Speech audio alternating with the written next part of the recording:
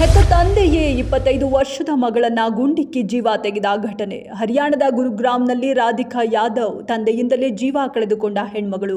Radhika Yadav national ಲೆವೆಲ್ನ tennis ಆಟಗಾರ್ತಿ. ಮಗಳ ಆದಾಯ ಹಾಗೂ ಆಕೆಯ ಕ್ಯಾರೆಕ್ಟರ್ ಬಗ್ಗೆ ಸ್ಥಳೀಯರು ನಿಂದಿಸುತ್ತಿದ್ರು. ಮಗಳ ಆದಾಯದಿಂದ ನಾನು ಜೀವ ಸಾಗಿಸುತ್ತಿದ್ದೇನೆ ಎಂದು ಗೇಲಿ ಮಾಡ್ತಿದ್ರು.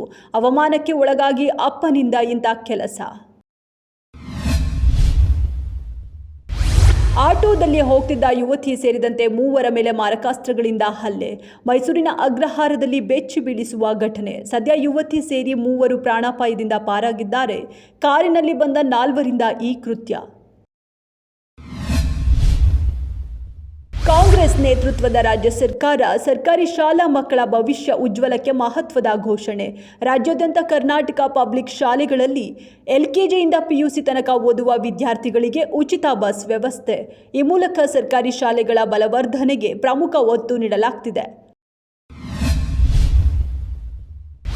ಮರದ ಕೊಂಬೆ ಬಿದ್ದು ಪ್ರಜ್ಞೆ ಕಳೆದುಕೊಂಡು ಆಸ್ಪತ್ರೆಯಲ್ಲಿ ಚಿಕಿತ್ಸೆ ಫಲಕಾರಿಯಾಗದೆ ನಿಧನರಾಗಿದ್ದ ಅಕ್ಷಯ್. ಪುತ್ರನ ಅಗಲಿಕೆಯ ನೋವಿನಲ್ಲಿದ್ದ ಶಿವರಾಮ್ ಕೊನೆಯುಸಿರೆಳೆದಿದ್ದಾರೆ. ಅಪ್ಪನಿಗೆ ಮಟನ್ ಇಷ್ಟ ಅನ್ನೋ ಕಾರಣಕ್ಕೆ ತರಲು ಹೋಗಿ ವಾಪಸ್ ಬರ್ತಿದ್ದಾಗ ಬ್ರಹ್ಮ ಮಂದಿರದ ಬಳಿ ಅಕ್ಷಯ್ ತಲೆ ಮೇಲೆ ಬಿದ್ದಿತ್ತು.